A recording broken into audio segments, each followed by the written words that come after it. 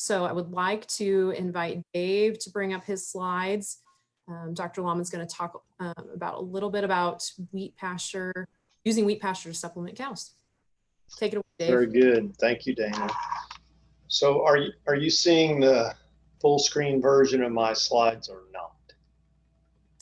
No, I'm not. You're seeing the two. Okay. Yeah. I was a little afraid of that. Give me just a second here. I need to swap my screens, I think, if I can figure out how to do that right quick.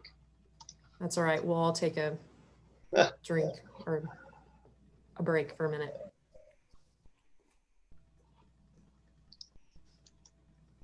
That is the challenge of having dual screens. It can get confusing.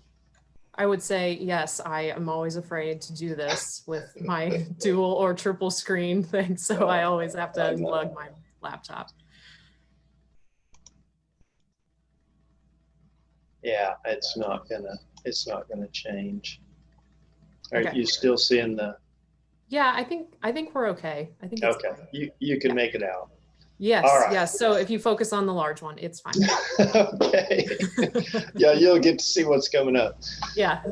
All right. So we can take care of this topic relatively quickly as well. We'll just talk about the fundamentals here, the principles, and maybe a little bit of strategy on using wheat pasture to supplement cows. Maybe the most obvious thing is that, the quality of wheat pasture is tremendous. Dr. Horn trained me for many years to consider wheat pasture to be the queen of forages. I don't know if everyone agrees with him, but you don't dare disagree. So here you see the nutritive value of wheat pasture at 22% crude protein and over 70% digestibility, which is about as high as in digestibility or energy content of any forage you're going to find anywhere, anytime. So it is very high quality forage, and compared to prairie hay, dramatic difference there. You can see in the third and fourth columns in this slide that the nutrient requirements or protein and energy requirements expressed in total digestible nutrients for both gestating cows and lactating cows. And, if you were to turn the cows out on lush forage, lush wheat pasture forage, you'd expect them to maximize milk yield if they're lactating and also gain weight because both the protein requirements are more than met and the energy requirements are far beyond their need for maintenance. Okay, so, and obviously wheat pasture is more expensive forage once you get all the input costs considered. And because of this, you don't see a lot of cows grazing abundant wheat forage just on an as-fed basis or continuous basis because of that. So just to kind of cover the principles here, if their abundant forage is available, the higher the digestibility, the forage, the faster the passage rate, and therefore the more feed intake or forage intake on a dry matter basis is expected. And the research shows that it is actually observed.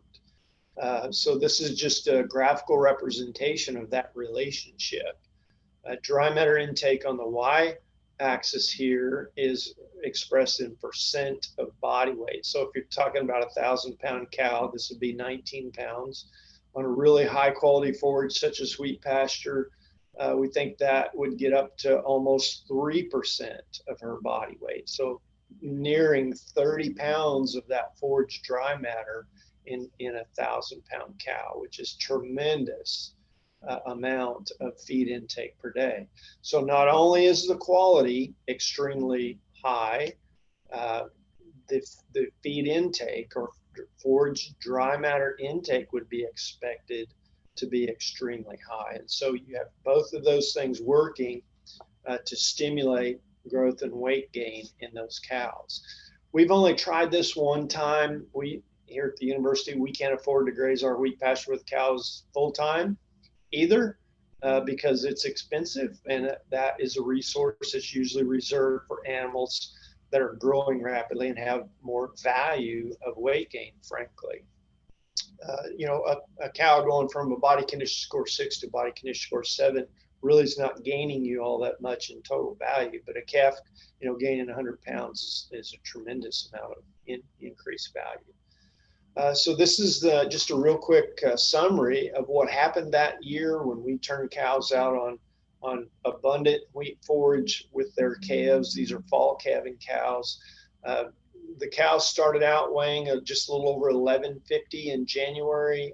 After the end of graze out in May, they had gained almost 300 pounds with an average of just a little bit over 2 pounds a day average daily gain. The cows would have been pregnant by that time, so maybe just a little bit of that weight gain would have been pregnancy weight gain, but not very much. They would have only been, maybe at the beginning of the second trimester, and that would only be for the early bred cows. So not much of that weight gain would be pregnancy weight gain because it was relatively early in pregnancy.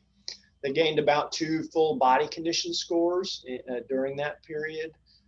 Milk production in January averaged 27 pounds, which is a lot. And then usually, being fall calving cows, by May, they would have been well into the late stage of lactation. Generally, by that time, milk yield is declining pretty dramatically. On wheat pasture, so you can reduce the rate of decline of milk during late lactation if you offset it with an extremely high quality diet, and that's exactly what happened here. It extended that milk yield curve. They're still producing 25 pounds of milk way out there in May, and these calves would have been born primarily in September. Calf weight gain over 3.5 pounds. They had access to the wheat forage right beside their mothers. They had 27 to 25 pounds of milk to consume every day, so they had the life, right? They didn't lack for anything. So performance was tremendous on those calves, and they were actually starting to get fleshy by the end of that. One strategy, and probably if most people that would graze cows on wheat or use wheat as a supplement to lower quality forage would utilize a limit grazing strategy in order to keep those cows from getting so fat. And particularly the middle-aged and the younger cows that are not going to be marketed after the calves are weaned. And so here are just a few comments about limit grazing. This is one way that we can utilize that more expensive forage to stretch it further and use it as a supplement to a lot more cows any given winter. So when we limit their access, the obvious thing we're going to do is cut back on their total consumption of wheat pasture and just use it that way as a supplement. It does minimize unnecessary weight gain in cows. The project we conducted for 4 years in a row using this strategy, we were able to keep ratcheting back on the acres that we provided of wheat 3 times a week. We gradually reduced the time we turned them out on wheat, and the acres that we had to provide per cow, we got it down to a winter from about, mid to late November all the way through graze out. We finally got it down to we could limit graze cows and their calf. The calf got to graze full time. So we're not limiting the calves' access to wheat. We let them go through a creep gate, but we were limiting the cows' access. And we got that down to about 0.7 acres of wheat pasture per cow. At the end of the winter, those cows had maintained their body weight and body condition score at that 0.7 acre per cow stocking rate, or wheat pasture stocking rate. And so they didn't gain a lot of weight, but they didn't lose weight. And of course, I think the more acres you provide them and the more time the higher the body weight and body condition in those cows is going to be. In our strategy, and I think a lot of people's strategy would be to either feed lower quality hay in a dry lot scenario or a sacrifice pasture next to a wheat pasture. In our case, we didn't have a big say native grass pasture next to the wheat, so we wound up in this study feeding prairie hay, low quality prairie hay, in a dry lot pen, really right in the middle. Well, it wasn't in the middle, but it was along the edge of the wheat pasture. And we just used the wheat to supplement the prairie hay. Let's see. So yeah, the assumption is if you're going to use this strategy to limit grazing wheat as a supplement, they're going to have some sort of a low quality forage resource close by that you can provide during the time when they're not grazing wheat. And then, I think for the most part, it would be the most profitable decision to give the calves free choice access to the wheat through a creep gate. Our experience was that for the first, month and a half to 2 months, the calves would go out there some, but they'd come back into mother, drink some milk, lay down. But as time went by, once we got, let's say to about middle of January on through the spring, more and more they spent more time out in the wheat pasture grazing and weren't too concerned about what mother was doing. And so that the amount of time just, it didn't change overnight. They didn't go out there and graze full time right away. They sure didn't. It took them quite a while to sort of adapt to that availability of that high quality forage. So 2 different strategies here to utilize wheat, probably more than that available out there. Folks have tried, but we've got quite a few ranches in southern Oklahoma that like this first strategy.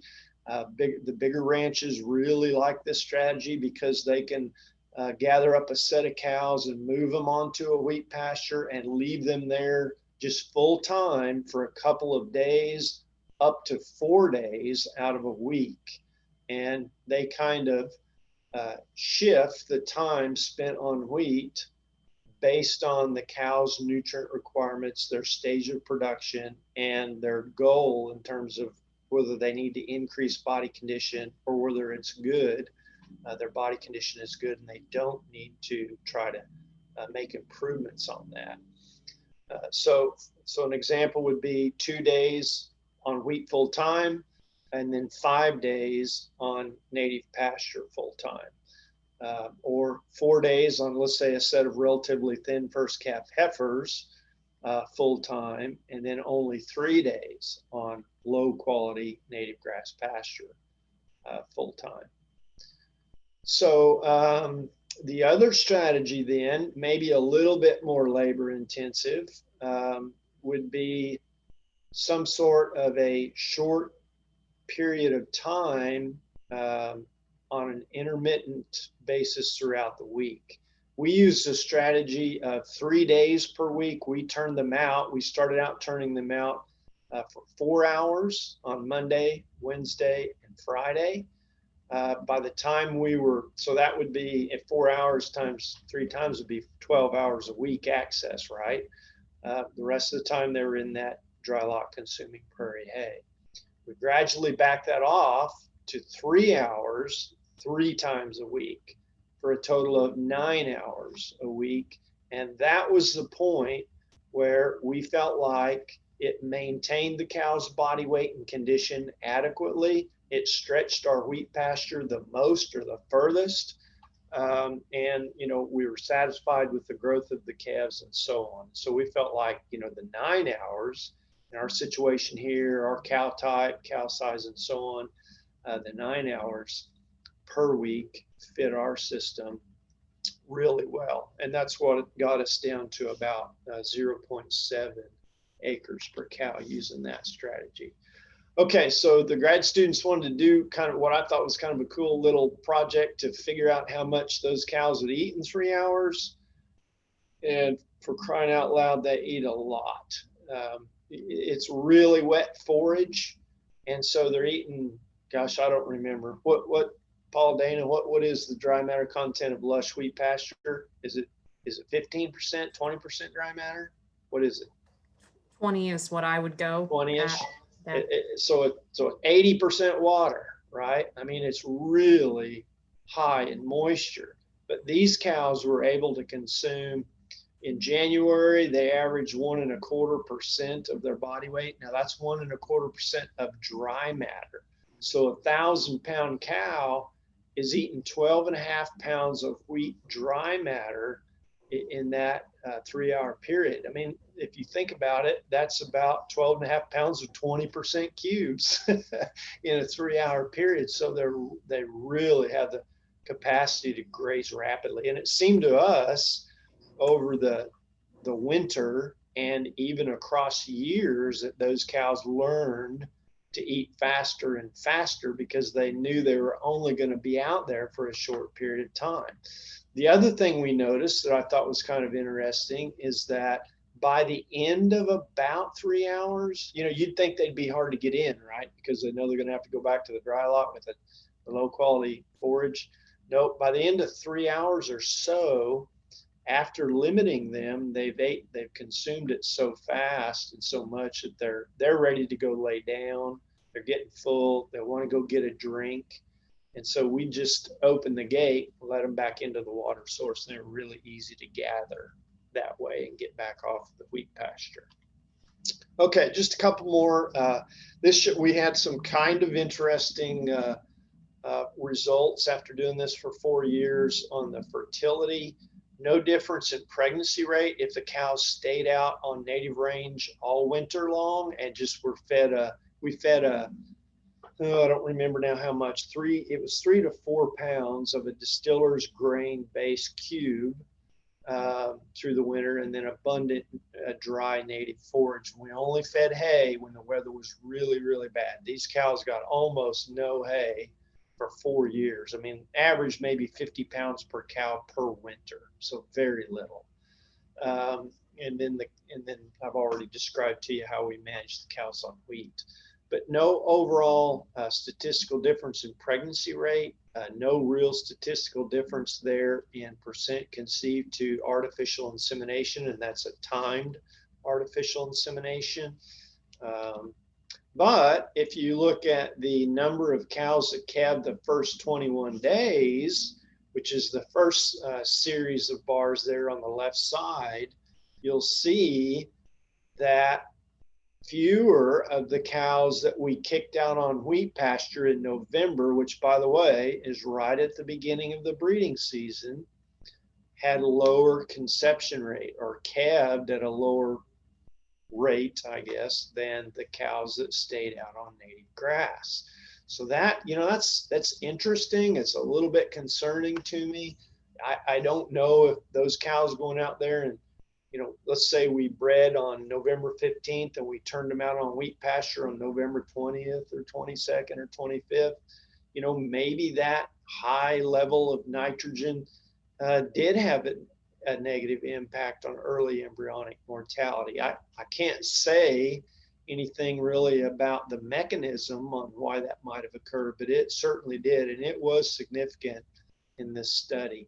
But the second 21 days, those cows bounced right back, and they seemed to settle in and get pregnant the second cycle. So anyway, kind of interesting on that. So here's kind of my summary on this topic. We use fall calving cows. We got it down to about 7/10 of an acre per cow as a source of supplement through the winter. And we fed no additional concentrate supplement other than a free choice, kind of a typical wheat pasture mineral.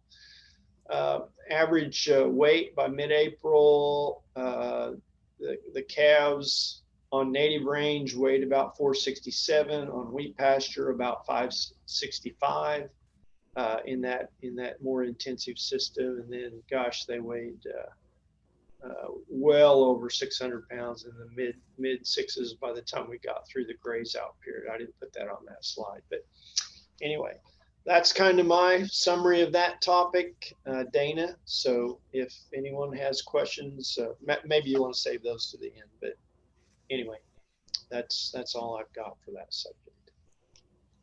I don't see any questions